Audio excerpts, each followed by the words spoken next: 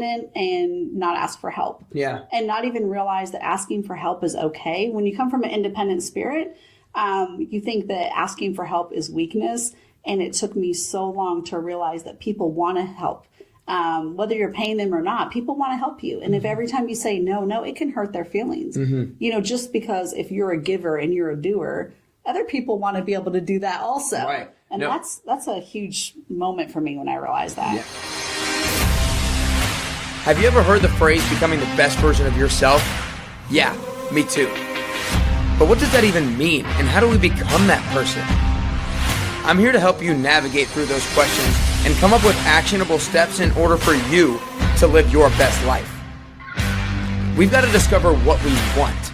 We've got to figure out a plan on how to get there, and then we have to go.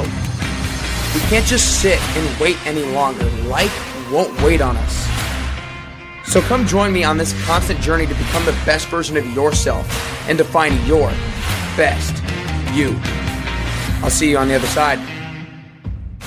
All right, what's up, everybody? Welcome back to Nick Carrier's Best You podcast. I'm super excited today to have Danielle Ontiveros with me today. Is there a little Spanish twang to it? There you go. Okay, I tried to put a little bit on there. I'm not very good, but I'm super excited to have you here because, as I kind of told you before, we got on camera and got on the microphones that when I first moved to Nashville, I started seeing these grab the gold bars everywhere I went, to a bunch of different fitness studios and a bunch of different health stores or everything like that. And I'm finally excited to meet the woman behind the bar. So I'm excited to have you here today. Thanks for coming. But the way I kind of want to start is basically when I did, my research on you and saw different videos and different stories, it always starts with when you came up with the recipe when you were 16 years old in New Orleans in your mom's kitchen. So I kind of want to start with that. But I also, one of the parts that I haven't really learned yet is, you were 16 years old, you created the recipe, and then the next day you go out and start selling it. But when does it become actually a business? So I kind of want you to kind of start with the story with that. Well, it depends on how you define a business. Exactly. Because I was making money the very first day. There you go. However, it wasn't as easy as I thought it was going to be, and I didn't understand the difference between cold market, warm market. I just went out and started selling to strangers. And I came home crying because it was a little bit tough. I didn't cry till I got in the house and closed the door. But, my mom said, why don't we start selling to friends, family, and neighbors? And I was like, oh, that makes sense. People people who trust you. So I would say probably in the first few months, I was making $500 a month. Okay. So that's pretty decent for a 16-year-old. Yeah. And so why did you want to create the recipe yourself? Because I don't like breakfast and I constantly skipped it. I found myself tired, skipping the most important meal of the day. And before lunch, I was tired and I was hungry and I was cranky and just didn't feel like I had enough energy. So I thought I could create something better than was out there. And what was out there didn't taste good and didn't fill me up. Yeah. Why did you think that you could create something? I feel like a lot of people wouldn't just be like, oh, I can do this. I'm one of those people who believes that no matter what I have an idea for, I can do it. Okay. I just have never lacked that kind of confidence. It was just a matter of if there's a need, I can figure it out. Mm-hmm. So let's go a little bit more. So you're making $500 a month, right? Mm-hmm. You're 16 years old. You were homeschooled, correct? Yes. And then, did you go to college? What are the next steps in terms of that? No, I didn't go to college. I was homeschooled for high school. I went to regular school up until 8th grade. And I was homeschooled for high school. Did not go to college. I decided that I would keep making my snack bars, but that I wanted to be a pilot. And so I got my pilot's license before I could drive. Started flying planes. That's actually really weird. It was. I was having people drop me off at the airport so I could fly planes. Yeah. And then I was flying some charters and decided that it was, to me, felt like being a glorified bus driver. I was going back and forth between New Orleans and Destin. And, it was just like a route. And I was getting tired of it. And I said, I want to interact with people. And that's who I am. I need to be around people. I need that charge. Mm-hmm. And so just putting headphones on and flying a plane didn't seem as exciting as, for me, the challenge was learning to do it, tackling that. And once I had achieved it, I didn't feel like it was very challenging anymore. Mm-hmm. So then I decided to do massage. Yeah. And got my massage license and started doing massage for the New Orleans Saints, which I did for 10 years, 10 seasons. What do you think is the biggest lesson you learned from doing that massage therapy for the New Orleans Saints? First of all, it's very difficult work. If anyone thinks it's glamorous, it is not. It is very hard, but it was rewarding. So for me, it was a matter of, flying a plane was an activity that you did by yourself. But when you're massaging someone, it was a matter for sports therapy that they needed a result. They need to be able to go back in the game and be okay. So for me, it was an immediate payoff. It was, some sort of interaction with the person where you could affect them in a way that they were living a better life immediately. That's a huge payoff. Yeah, no, definitely. And being around there for 10 years, I'm sure you got exposed to a bunch of different successful people in the NFL. And with it being massage therapy, you're probably having a good amount of conversations with these guys. Is there anyone in particular that you felt like you learned the most from, or anything in particular that you learned the most from any of them? Well, one thing that was interesting that I think is that no matter who they were or where they were in their career, they really thought it was cool that I was making these snack bars, and they wanted to. Can you make a snack bar with my name on it? Can you make it a branded bar for me? And so one thing about that was while I was doing that, I was very conscious to continue growing my Grab the Goal business, making my snack bars. Thinking if there's people who are successful as these professional athletes and they want a bar, this is a very relevant market. So I continued that business while doing that. And of course, the Hurricane Katrina affected it all in 2005. That's when I moved to Nashville. So yeah, well, it's had to have been awesome that NFL players were so supportive of what you were kind of doing on the side. Definitely. And I think a lot of people probably can relate with, you had this job as a massage therapist, but kind of had this side hustle or side business. So I think a lot of people can probably relate to that. So tell me a little bit what it was like personally to have all this stuff going on, having this main job and then trying to grow this business on the side. It was a big time commitment, but I had such drive, especially, we're talking your 20s. You have all this energy. And when I'm telling you, when you have that much energy and you're that young, if you can focus on what you want to do and go for it, you're going to be very successful. You do have, it's natural. You don't think it's going to happen, but in your 30s, you're a little bit winding down. Your 40s, you have to kind of change your lifestyle. Your body dictates that at some point, but you don't realize that you can burn the candle at both ends in your 20s. So I was working probably 80, 90 hours a week. My typical schedule was do massages from about 2 o'clock in the afternoon to about 2 o'clock, 3 o'clock in the morning, come home, work my Grab the Gold business by answering all these emails and processing orders and everything, and then take a little nap for about 2 hours and then go to my office and either make the bars or ship the orders and then go right into the massages at 2 o'clock. And so I was doing that round the clock. Sundays on away games were the only time I had to myself. Oh gosh. Yeah. That's a good point. So while you're doing it on the side, what was the one thing that was holding you back from, being able to do it full time? Time commitment. Just time commitment. It was time commitment. And that's one of the things, a turning point was, let's say, the hurricane. So when I moved to Nashville, because customers from Grab the Gold reached out and said, we really love your product. We want you to move here, and for it to be a Nashville or at least a Tennessee product. Right. And when that many people reached out from this area, really caring about me and about the product, I immediately knew it was the right place to move. But I had an opportunity. Someone said, okay, well, I can hook you up with the Titans and you can keep doing what you're doing. And I realized I hadn't had a social life in 10 years. I worked every night. I hadn't seen a movie. I hadn't had a date. I hadn't done anything. And I had a decision to make. And it was really difficult because, like I had mentioned, the immediate payoff of doing massage work where you are seeing a result right away and you have someone who's thanking you for it. Right. How often do you get that in a job, where someone's like, thank you so really much, or if they can't get an appointment, they're like almost crying and beside themselves, so it was really an emotional connection with people. And, so I had to make a decision. I decided not to continue doing massage therapy. It was the hardest thing for me to disconnect from that part of myself that I had really identified with, even to disconnect from being involved with the NFL at that level. And it was difficult for me. And then at that point, I made my decision to turn my full focus on my snack bar business. Yeah. What do you think gave you the leap of faith to be able to do that? It was a decision. I think I had a lot of time to consider what was going on because of the hurricane. I had a lot of, a lot of fear, a lot of sadness, a lot of this is the moment you can make a change. And, when you're in a stream of a job or a direction, it's a little bit hard to stop and make that change. But when you're at a stopping point already, that's the really good time to assess where do I want my life to go and what do I want my life to look like. Right. And it was a big decision, but my business, I went from making 10 times the amount in my business in a shorter period of time by focusing, do one thing and do it well. Mm-hmm. No, 100%. So what do you think back in 2005, Hurricane Katrina happened, you lost your home, and then the Nashville people basically brought you here. Yes. Basically. So what do you think is like the biggest lesson that you learned from such a negative experience in being able to kind of like flip it on its head? Okay, when people say, okay, there's a silver lining and this is so true though, because here I was lost. I didn't know where to live. I didn't know where to move to. I didn't really have any roots anywhere else except being from Southern California, but I didn't want to go back there. I couldn't live back in New Orleans anymore.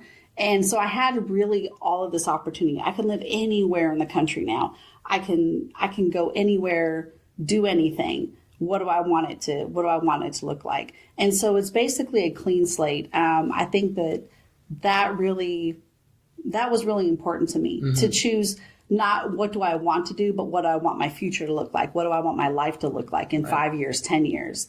And I was even scared though, just committing only to my snack bars. I'd been out of business for 6 months. Were the customers still there? Was I even relevant anymore? Did people forget about the product? Do they even want this anymore? Maybe I commit everything to this and they're gone. But I just had to choose one direction and commit to it. Right. Well, applause to you for doing that, because I think a lot of people, I didn't realize the 6 month gap thing. It makes sense, obviously, now looking back at it, but for you to still be able to take the leap of faith. I think a lot of people can't take the leap of faith in the first place, not even if you hadn't had that 6 month gap. So doing that is awesome. So where do you think you would be if Hurricane Katrina didn't happen? I really believe that I would have still been dividing my time between multiple things, multiple businesses. And so would Grab the Gold be able to be where it is today? Absolutely not. Absolutely not. I don't think I ever would have made a decision to people wouldn't have it in their stores everywhere. They wouldn't, it just wouldn't be. It really is true. Mm-hmm. It would be small. It would probably still be around, but it would be more of a little local sort of small product. Right. Gotcha. Yeah. So you started in 1990 is when the recipe was formed. And then 25 years later was the first time a new flavor came out, right? Mm-hmm. Yeah. Is that the timeline right? A little bit longer? 28 28. Years. Yeah, because 2018. Close enough. It's a long time. Right. So what was the shove to do a new flavor, or why hadn't you maybe done it prior? Okay, I hadn't done a new flavor. Customers love new flavors. Customers always suggest new flavors. And I feel, again, going back to that, do one thing and do it well. And I really felt that we had so much growth potential to introduce this one product to so many people that we hadn't even reached enough growth in order to introduce another flavor. And I was concerned at one point, if we hadn't reached enough growth and we make another flavor, are we cannibalizing our sales? Meaning, are we just now doing the same volume but with two different products and just making ourselves busier? Right. I didn't know if it was going to create enough sales. And really, Kroger was the impetus for creating another flavor. They just said, your product sells so well that we need you to create a new flavor. Oh, wow. So that was the push that you had to do it. Were you thinking about it beforehand, or was it basically just that pushed you to do it? That was the push to do it. I had always had ideas. Even when I was 17, 18, I had different flavors lined up. I wanted to create so much. And it was really my mom who kept me focused. She was saying, Danielle, you have this entrepreneur mind. You have this creative mind. You think of businesses and products every single week. You have to keep focused. And even then, when I was in New Orleans, I felt that I was focused by doing 2 or 3 businesses at a time. I sometimes had another business or 2 also. And, but for me, that was actually control. And as I've grown in discipline and I've gotten older and wiser, I've really, really learned to keep a focus. Okay. And then, in fact, when you go to the vision part and you go to what am I going to create, where is this going to go, I've almost honed my discipline so much that I really have to get into an imaginative space to really imagine what could it look like? What else could I create? I almost went the other way to where I'm just very logical and very disciplined. Right. So it was interesting. So you said you almost had a couple of other businesses. What are those other things that you were I had a thinking cleaning about? business. Okay. I had a skincare business where I created products for salons and spas that were private label, and they were customized just for them. The scents, I created different scents and different product lines for them. But then you just kind of realized I need to refocus on Grab the Gold, or Yes, I mean, I was busy, 20 hours a day right? for years. I mean, probably for, I don't know, 15, 20 years, I was comfortable working 20 hours a day. Oh, my Lord. What's it like working 20 hours? I mean, we already talked a little bit with New Orleans when you had the side hustle thing, but that had to be a little bit of a, take a mental toll on you. I mean, what was it like? I think it does. But at the time, I'm just like a very energetic person, and I get very passionate about something. So it's almost a drive where I would just become consumed with work, and actually work became my outlet. It became my sense of satisfaction. And okay, so I'm in my 40s now, and I'm learning now that I focused so long on work that I've neglected social, I've neglected family, I've neglected a lot of different things. I've neglected hobbies. I've neglected taking time for myself. And to me, those things are difficult because I'm so used to being in business that I quantify everything with a return. So if I know I do these emails or I do these calls, I can see a return, I can see a result. But if I go out and socialize or go to a movie, what's my result? What's my return on that time? And there's not necessarily a quantifiable or measurable thing. And there doesn't need to be. There doesn't need to be, right? There doesn't need to be, Nick. But to try to change that after so many years. Well, especially because you were 16 when you kind of started in that business mindset a little bit. Oh, yeah. I mean, I was always in that mindset when my friends wanted to create a lemonade stand. And when we were like 10 years old, I told them why it wouldn't work and what the profit margin was. And this is just the way my mind worked from an early age. I mean, I didn't see fun. Where did that come from? I think it was just my nature. You know how some kids just, they have a nature. They're very introspective. They're very outgoing. But for me, I just tended to see through things and just like, well, you don't want to do that. You don't want to waste your time. It's not going to be profitable. And unless you use your mom's cup, your mom's ice, your mom's lemonade, and then you're not really doing a lemonade stand. I don't know. I kind of took the fun out of it. Were you homeschooled when you were young too? No, but I was an avid reader. No, I wasn't homeschooled till high school, but I was an avid reader. I mean, I would spend, I read every book in our school library at least once, and sometimes I'd start on a second time, like same school, kindergarten through sixth, and I still do that. I still read 1 to 2 books a week. And are they centered around any particular subject, or are they fiction, nonfiction, or just kind of whatever? I need a mixture of both. Historical fiction. It could be a detective novel. It could be a business book. You just love reading. Yeah. Just, I'm like a sponge. I love it. That's awesome. So we were talking a little bit before we got on here about how being the best version of yourself means something different for every single person. And I talk a lot about how I'm a habit person and I like a schedule. Yes. And that works for me because it keeps me feeling in control of what I want to do. Yes. But we talked beforehand about how you're pretty different. You kind of you maybe set daily goals. And it's not necessarily at this hour I have to be doing this. You're very much kind of more like flying at the seat of your pants. So I want to talk a little bit more about kind of where you developed that, not being like a scheduled person, more just kind of like I'm going to do it when it feels right. Right. Yeah. I grew up with both my parents being entrepreneurs. My dad had a landscaping business. My mother was a public speaker, like a personal life coach. And so she would travel all over. My dad was doing his own business and they were divorced, but I was seeing that in both situations. And so I don't remember, I just recently found out my mom did have a regular job at one point when I was young, but I don't remember it. So in my memory, I don't remember my mom ever going to a job every day. I don't ever remember my mom going to work. She worked from home. She would travel and speak. She would have classes that were scheduled, seminars, but I don't remember any kind of routine in our house ever. And so I grew up with no structure, and it was just, you do, what my mom's saying was, what is your true desire? And it wasn't, what do you want? It's within you, what's going to make you fulfilled.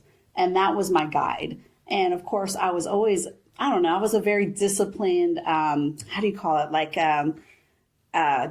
principled person. Okay. So like I knew I had to do my homework. I wanted to do my homework. I was a little nerd. You know, I wanted to do it. You read every book in the library twice. I was the kid in school who was always raising my hand, and the teacher was like, okay, is there anybody else besides Danielle who wants to answer this you question? Were that person? Yes, I was that person. It's like the person that everybody doesn't like, that's annoyed. But I was just so excited and wanted to be engaged. And, you know, I was like, you know, wanted to learn. So just as far as no structure, you know, let's say when I was homeschooled, or when I was doing my homework at a young age, my mom didn't say first thing when you get home, you have to do it when she's like, you can go out and play.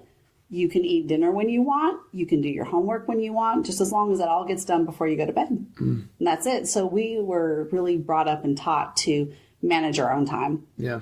So that's where I still am now, where I have daily goals. I know what I need to accomplish in business and personal, and maybe even my fitness goals are daily, or maybe it's take a walk every day, but maybe it's like work out 3 times a week. Yeah. And I could do those 3 days in a row, or I just have to be able to fit them in where I want. Because if I have a schedule, to me, where to you, that's security and that's comfort and that's where you live. Mm-hmm. To me, it's the opposite. If you put me in a schedule, I don't know. I'm like a wild cat in a cage. No,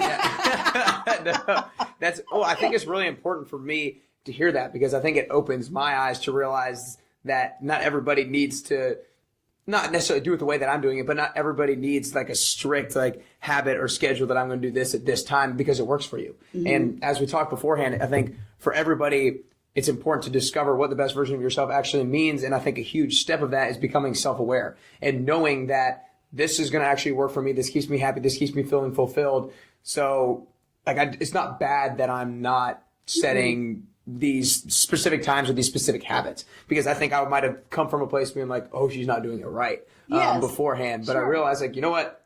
Everybody's going to be a little bit differently. And I think it has to do a lot with your personality and how you were brought up and what you're used to. Yeah, because you never saw a routine by your parents necessarily. So I feel like that kind of transferred into how you're living now. Well, even with my work, I've always worked for myself ever since I was 16. I've worked for myself. And so I'm not used to, I will set an appointment, I will set a meeting, I have to make bars at a certain time. But other than that, it's not like I need to be anywhere at a certain time. You had nobody ever saying you have to be here by 8 or you have to be here by 9 and you have to be gone by now. Well, think about this. The last time I had a schedule like for school, since I don't have that work structure, the last time I had that, I was 13 years old when I was in 8th grade. That's the last time. That's nuts. 30 years ago was the last time I had to be at a certain time at a certain place all throughout the day. And so over 30 years, I've just unlearned it. I've just, yeah. And then I didn't even have someone work for me in my office until my 25th year in business. So it's only been in the last 4 years that someone's been actually in my office, that there's actually been an office. Yeah. That there's actually been people working in there. I've just did everything myself before. Yeah. Oh, Lord. So let's stay on that then. Why do you think what was the reason why you didn't hire somebody for that long? Okay. Stubbornness is a good one. Okay.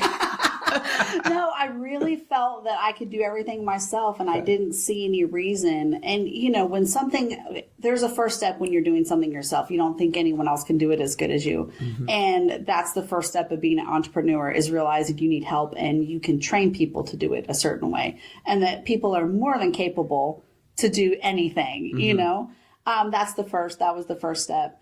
And then also once I did hire people, I had trouble delegating, not because I had trouble with control, but I just thought that I could do all of this. And it's been a learning experience even now is, what do you have on your plate, Danielle? Give me some of it. What do you have that's too much? Give me some of it. And I'm like, oh, that's right. I can share, Well, I think because you were by yourself for so long, almost like the longer you were by yourself, the more and more it would get difficult to hire somebody because you're so used to seeing everything yourself and doing everything yourself. And I don't, like you said, it might not have been from feeling a lack of control, but there's still like a little bit of doubt. Like, is something getting done besides what I'm doing? Because I'm not actually seeing it. It was even more making the bars. I would start doing all the cleanup and start washing down the machines and everything.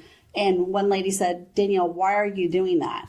And I said, because I know how to do it and I do it really good. She goes, you have 5 people right here who can do it perfectly well. And she's like, why are you paying us to stand here and watch you wash the machine? I was like, oh, that is such a great point. Gotcha. You know, but sometimes sometimes we can be a little independent and not ask for help. Yeah. And not even realize that asking for help is okay. When you come from an independent spirit, you think that asking for help is weakness. And it took me so long to realize that people want to help. Whether you're paying them or not, people want to help you. And if every time you say no, it can hurt their feelings. You know, just because if you're a giver and you're a doer, other people want to be able to do that also. Right. And that's a huge moment for me when I realized that. Yeah, I think that's a big lesson, because something that I've heard recently is kind of on the same notion, where when people, you know, a lot of people, when they give other people praise, they kind of deflect it. Yes. And they're like, oh, no, like you're so great, that sort of thing. I've realized or learned that you got to take in the praise, both for yourself but for the other person, because if you don't let the person give you the praise, then they don't get the satisfaction of giving you the praise. It's exactly the same. Yes, you're taking something away from them by not allowing them to give. Exactly. It's like, why should I be so selfish? Go ahead, give it to me. Shower that praise down. Yeah, keep on going. You didn't get everything yet. That's funny. So your dad was an entrepreneur, had his own landscaping thing, and your mom, which was a kind of a life coach, motivational speaker type thing. What do you think is the biggest lesson that you learned? We'll start with your dad, and then we'll go to your mom. Biggest lesson from your dad that you learned? I learned he was very resourceful. This was back in the 80s, and he got a video camera, and he would allow people to go out and do the jobs. And then he would go back and supervise them by videoing it. And then he would meet them in the morning and show them the video. And he was pointing out, this shrub wasn't trimmed just right. Here's how you should have spaced this. And he was using technology that was fairly new back in the 80s. And he was using it as... in order to not be there. Right. Yeah. And I was like, that to me was so admirable, that he was so clever. And it wasn't that he wanted to be there. He just knew he couldn't be on every job. And he could do better if he allowed the crews to go out and work, and then he would be able to visually show them without taking them physically and pointing out what they had done. It's kind of like what they do with sports. You know, they film it and then they show you the recap and they show you, where you could have done better. Wow. I think that's so cool. I think that he did that, because I feel like a lot of people are trying to always figure out how to maybe scale their time or make their time more valuable. And that's exactly what he did. He filmed them and then went back and watched it on his own time and kind of assessed it from there. So that's super cool. Was there any time through your business journey where you felt like you applied that specific rule to anything in particular with your business in order to be more resourceful? Oh, that's a good point. I'm not sure. Maybe not even knowing it. That's a good question. Yeah. I'd have to think on that some more. Yeah, no, for sure. Okay, what about the biggest lesson that you learned from your mom?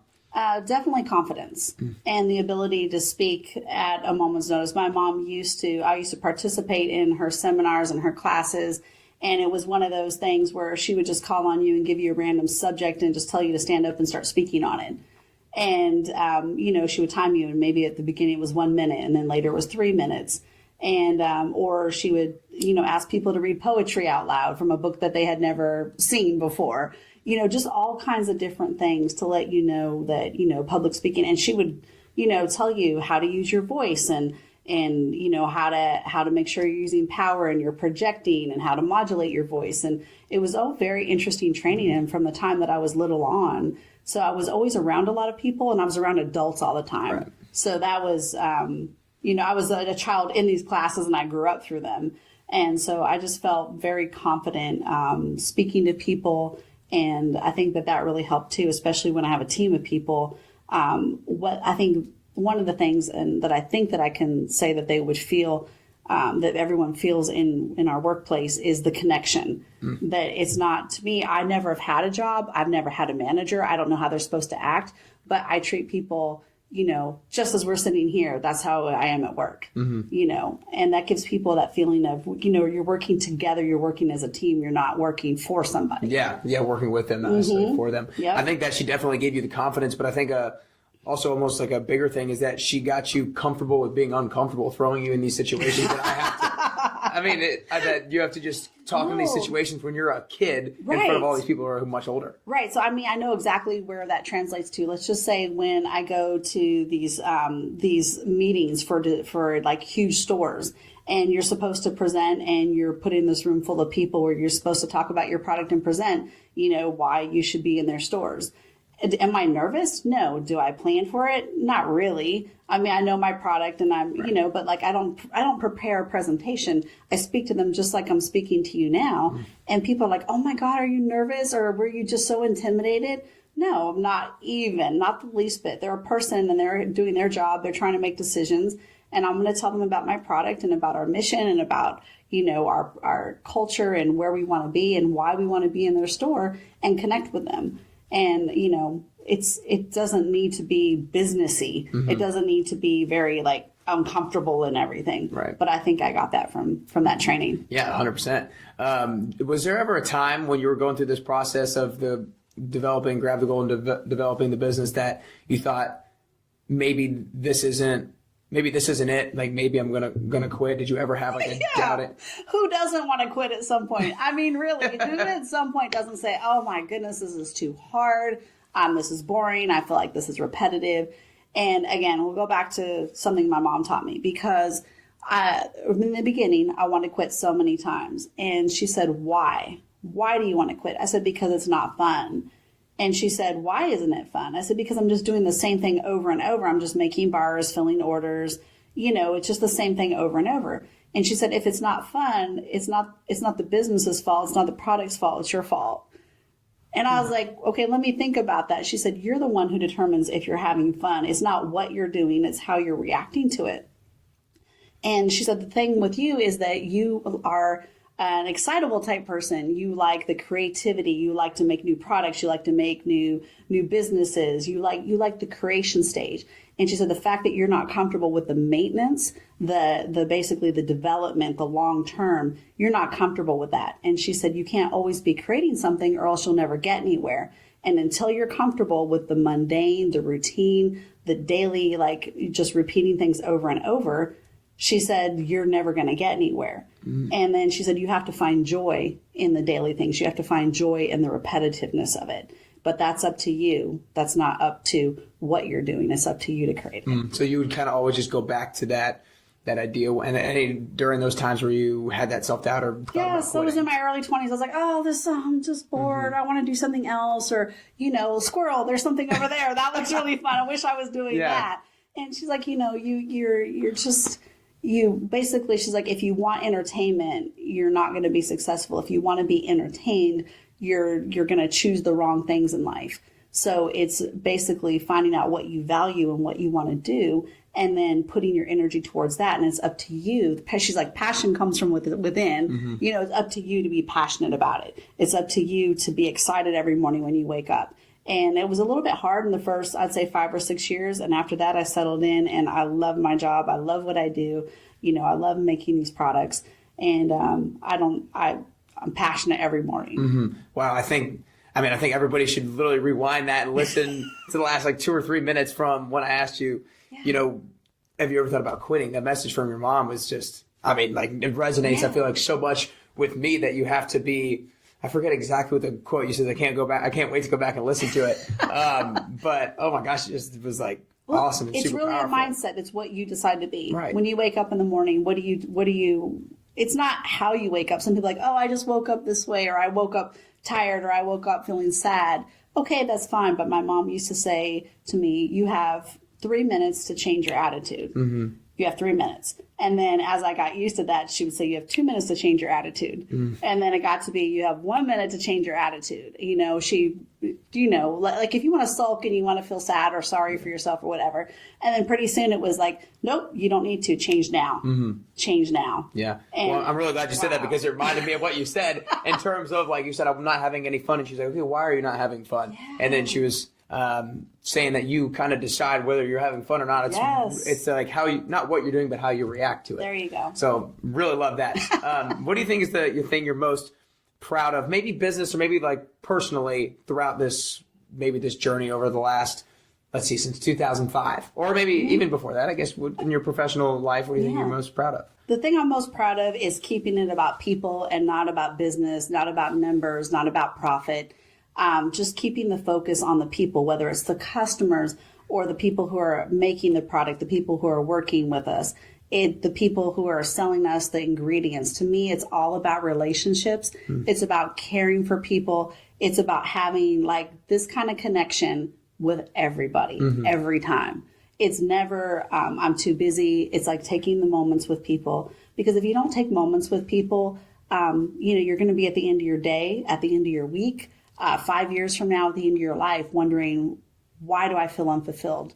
What was my purpose? You're going to find yourself, it's like you have to create meaning in what you're doing. It's not just about goals and numbers and achievements. Gotcha. And if you care about people, you find yourself fulfilled, you find yourself happy, and it gives you the energy to do the other things. It comes full circle. Yeah. So one of the questions I had planned to ask you, and I feel like you almost just answered it, was how does a company that starts from a 16-year-old girl creating it in her kitchen that has no advertising or no sales reps become this brand that it is today? And do you really feel like it's probably because that you've always been about the people, or what do you think? How do you think that was able to happen? I hope so. I mean, I really feel like, okay, the recipe was given to me, blessed. I'm like totally blessed that I could create this at 16. And it's something that's survived for almost 3 decades without, there's such a competitive market. Maybe not at the time, and maybe you create a product that's good enough to survive, like, local kind of trendy,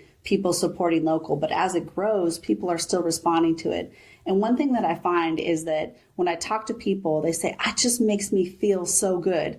Like it's food, but they get excited. There's something about it. Even if they don't know the story, they just know when I eat Grab the Gold, they just say, I just feel so good. And I'm like, so what is that? What is that? And I'm really, really thinking, this is my perspective, is that it's the care, the thoughtfulness, the intent that we put in. Even when the people who are making the bars, when we're making the bars, everybody has a good attitude. Nobody is allowed to make the food if they have, like, I'm not saying you don't have problems, but you can't be in there with negativity. Everybody knows that. That's our culture. If you're upset, you have negativity, you have issues, you leave them outside. So I just really feel like, when you eat restaurant food, it's one thing. When you eat home cooking, you feel something. You feel nourished. You feel good. And I'm hoping that that's what's translating to people, why they're drawn to it so much. That's really cool. I think that's super powerful. We've talked a lot about your past and kind of how it's gotten to the point today. Yeah. What's your biggest struggle personally with the business nowadays?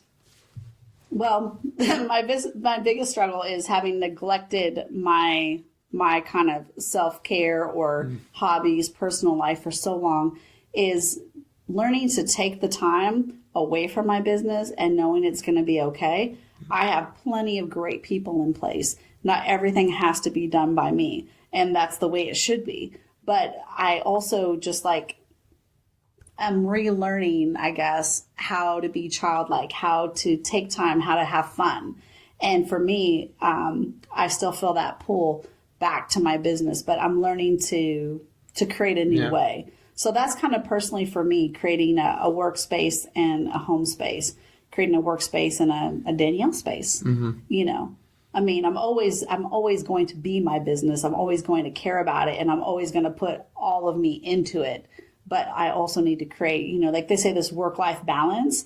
I've always heard it. And I believe that sometimes you have a project and you're just going to be working a lot. But on a regular basis, taking weekends off, I didn't do that for 10 years.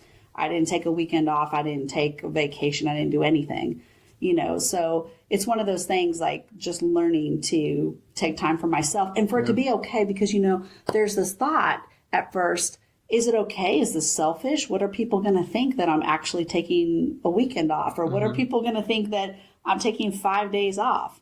Well, everybody else gets time off. Why not me? But to me, it's just like, I feel like I need to be doing it all the time. I don't. Yeah. So why do you think it was so hard for you to kind of have the faith that it would be okay? If you stepped away, if you weren't working, if you took that 3-day weekend. Yeah, because there's processes in place. There's people in place. They're all doing their jobs. And then I looked at, what am I doing when I think that I'm making a difference and not taking personal time?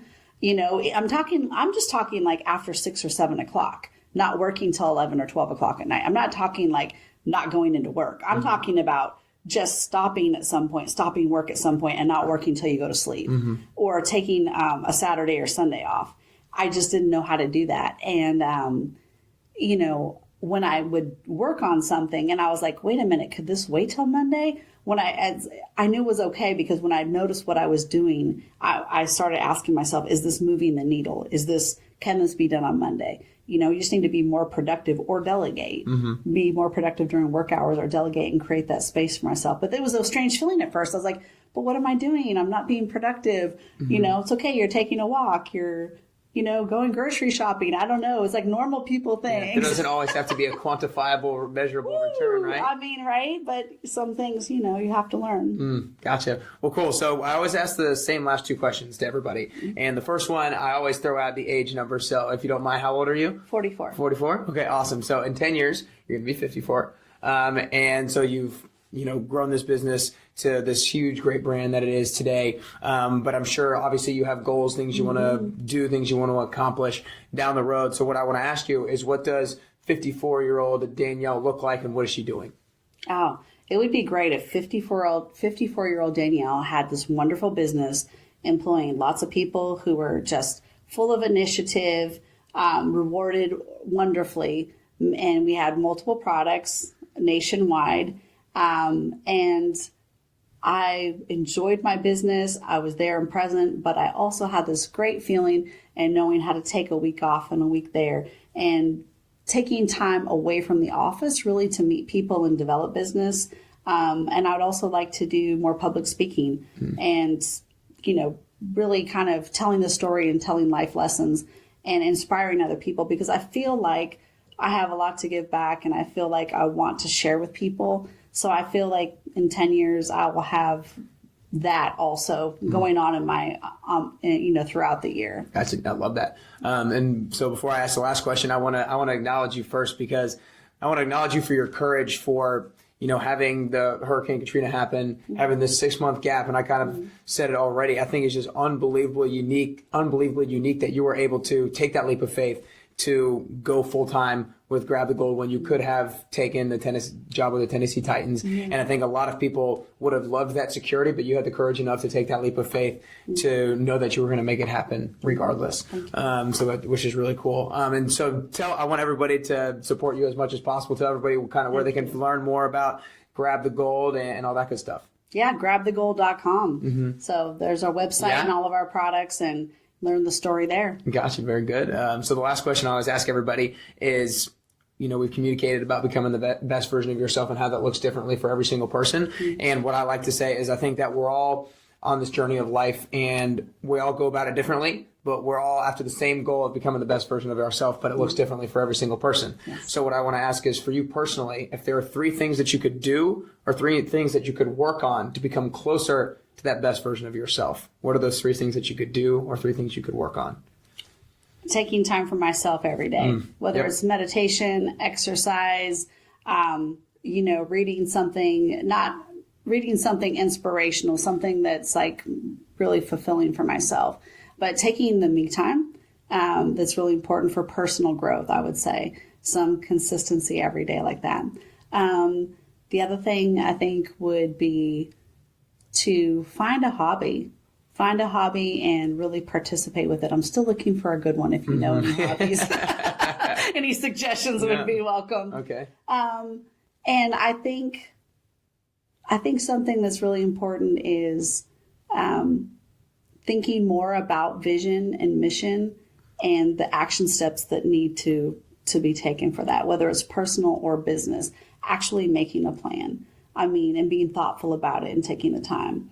That to me is something that I'm doing now, kind of refreshing, and starting in December, I was doing that, and just to keep repeating that and coming back to it. There's so many times that we set goals, or we make a business plan, or we set goals in December, but how often do we come back? There's accountability, but it's not just coming back to the accountability. It's coming back to, is that still my passion? Is that still the direction I want to go? Is that still working for me? And it's okay to change and tweak things. it's okay. That's the great thing. It's a plan, and that means it can change. So it's not being so hard on yourself that you need to stick to these things. Is that still working? Am I still going where I want to go? Well, those are three great ones. I want to personally, not that it means a whole lot, but I want to give you permission to take a little bit more time for yourself because you've done some amazing work.